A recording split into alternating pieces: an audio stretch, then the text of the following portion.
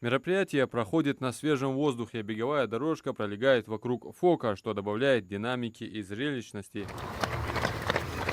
В беге важны и скорость, и выдержка. Чтобы показывать хорошие результаты на таких стартах, как сегодня, важно постоянно практиковаться.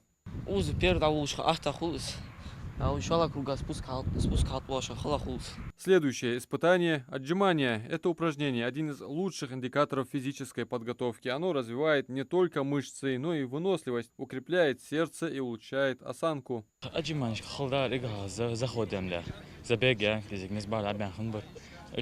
отжимания 53 общекомандный, кажется, по 50, а я в общем 200 халвертов. Последнее это отжимания на характере водоралыч. Уже ханис боч.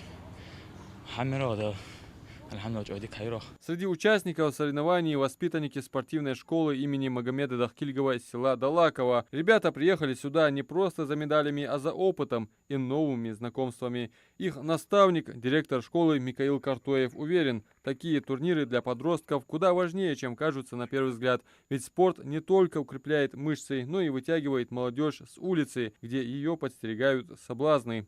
С нашей спортивной школы мы привезли 15 человек участников и болельщиков, человек 6.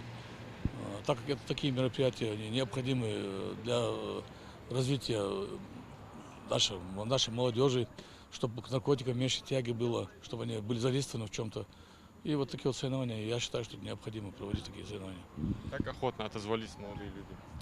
Желающих было еще больше, конечно, но просто мы посчитали, что вот эти 15 человек достаточно будет, потому что и так участников достаточно здесь было. Всего ребята должны показать себя в 3 дисциплинах – бег, отжимания и подтягивания. И эти парни, как видно, не из робкого десятка. Воспитанники спортивных секций знают толк в упорных тренировках, и удивить их простым троеборьем трудно. Да и цель у организаторов совсем другая – пропаганда здорового образа жизни, отказ от вредных привычек и наркотиков. Кроме того, такие старты не только укрепляют тело, но и воспитывают характер. Сегодня вот такие мероприятия – это в первую очередь направление против антитеррористической направленности, против терроризма, экстремизма, против наркотиков и всего негативного. Масштабные соревнования в детско-юношеской спортивной школе «Чемпион» в Яндере приурочены ко Дню физкультурника. Праздник зародился в СССР в 1939 году, когда спорт стал важной частью государственной политики.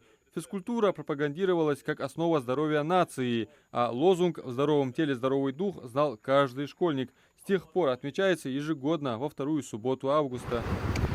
Соревнования завершились награждением победителей, но главный приз – это здоровье, закаленный характер и новые цели. Организаторы надеются, что подобные турниры станут доброй традицией, а число сторонников здорового образа жизни будет только расти. Адам Мережков, Белял Ахильгов, Магаз 24.